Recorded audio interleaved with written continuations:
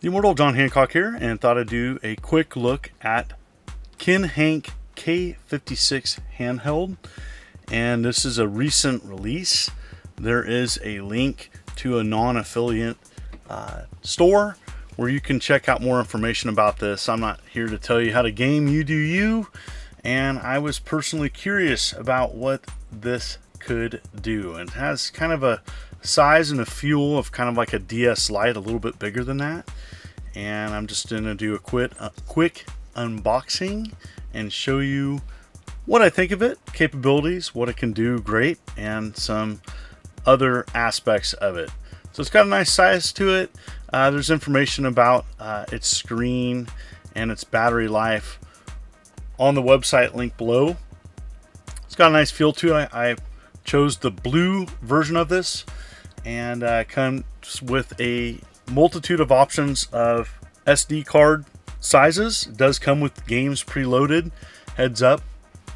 Comes with a glass protector for the screen, and the screen has a film on it. And the prices are going to kind of vary. This is currently on sale, and if you're curious about tariffs and stuff, the company did state that they would pay any tariffs and fees. At least that's what they're saying. Anyways, that's the memory card that mine came with, and want to show. It comes with a simple manual, and this is Android based, I do believe. And it's emulating, or stating that it's emulating, over 50 different consoles, handhelds, computers, and so on. I'm going to do a quick rundown and test, not all of them, but a multitude of ones that probably people are more interested in. It runs the old stuff a lot better. I was going to look at some of the newer stuff. So there's some cool things that you can do to this because it's Android based. There is, looks like a Steam Link, Game Pass. So there's just some nice extra features that people may want to use with this. An extra screen in the household. It might be kind of a cheap emulation device that you can take on a trip. It's definitely a little more portable than the Switch 2. Something that just has everything loaded in it and you can go. It does come with a device where you can add additional games to it if you want to run something, or maybe you're in a development and you want to try running your own game using an emulator. This might be another affordable option. So here's all the consoles and handhelds that it emulates, arcade stuff, and I'm going to definitely go through and give you my thoughts about some things. There's some individual settings. I'm just running things default, but I've covered other devices from this company on my channel just out of curiosity to see, hey, it runs this, it does this. And I know there's people out there that, vintage electronics and hardware is out of the price point for many people. It's out of print. It's not offered by the companies anymore. And 82% of games are no longer in print. So there's a multitude of these games that are just not on the market to legally buy. So this is an option for those. It has Jaguar on it, which is, I think, pretty interesting. And so I'm going to test. This is kind of what the menu wheel looks like per emulated consoles on this particular device. And having Jaguar on here, pretty interesting. So Alien vs. Predator. And unfortunately, the first game I tested, it's chugging. It's chugging. I'm sure in the settings I can make it run better, but it's not running optimally, at least for Alien vs. Predator. Very disappointing. 2D games such as Rayman that might use less assets, it seemed to be running a lot better. Sound was better on this as well. It was crackling with Alien vs. Predator.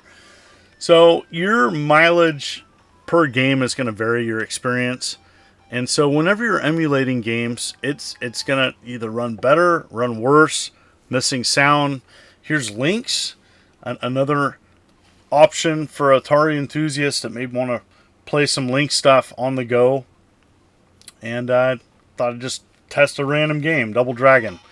I don't know if it has all the sound for Links. I don't know if it was having the punches and kicks register. In the comments, if you're more familiar with Double Dragon on the Links, let me know if it's missing sound. But just wanted to show it. ColecoVision, another classic console that's often overlooked. I covered ColecoVision on my channel and had to just show one of my favorite games on it, Jumpman Jr. And for vintage stuff like this handheld's going to be great. It's going to run it pretty good. 100%, I don't know, but I was able to run this. It seemed to be fine.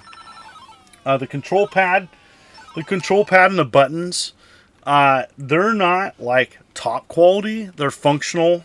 It definitely has that Switch Lite feel to it. That control pad is okay.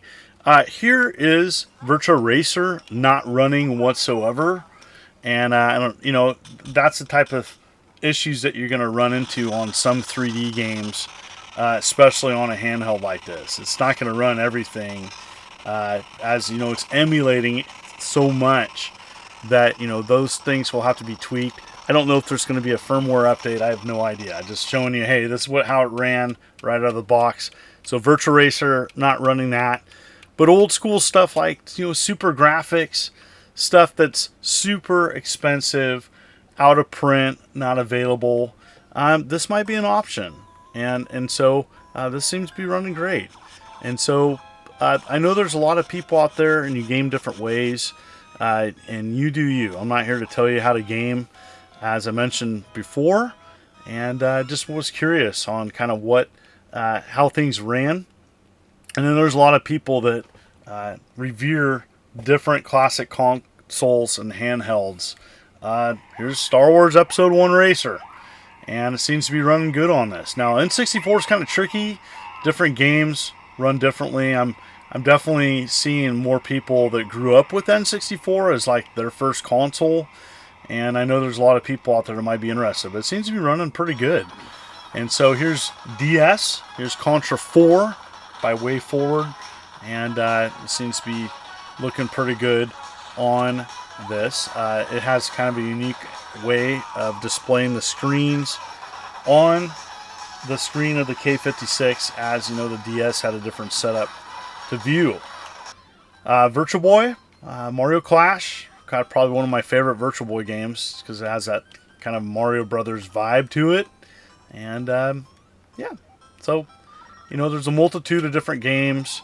I'm sure in the comments people are going to ask, does it have this, does it have that? It has pretty much what you want to play per console on it. I showed a little bit of the menu wheel on a couple different consoles on the device. So all these games are offered. And there's different memory card options as well. So different memory card sizes, I'm sure, varies on how many games are included.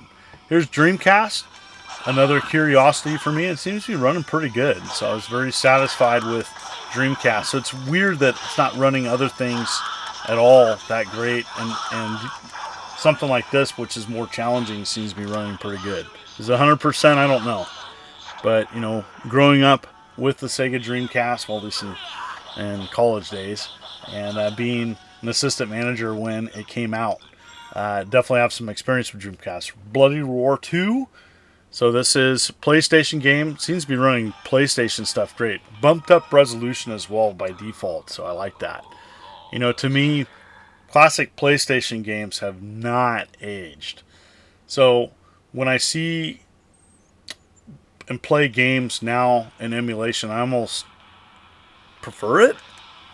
I hope that's okay. But it just seems to be looking great. And Bloody Roar 2, kind of an underrated fighting game for the PlayStation. That might be a way to go. Lots of PlayStation games on here.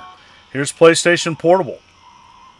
And overall, I was happy with what I saw. Many things ran pretty good. This is running at 30 frames. So, PlayStation Portable, a Burnout Dominator, I do believe. There's a couple different Burnout games on here for PlayStation Portable. And that's it. Overall, I thought it was all right. You know what? Your mileage, your experience is going to vary per game, as some games are going to run great, others not so much. I had an issue with some of the Atari ST games running, and that's it. Thank you so much for viewing this video. If you like what you see, please consider hitting that like and subscribe button and clicking the bell. as I'm uploading every week. You folks are wonderful and beautiful. This is the Immortal John Hancock, and you take care.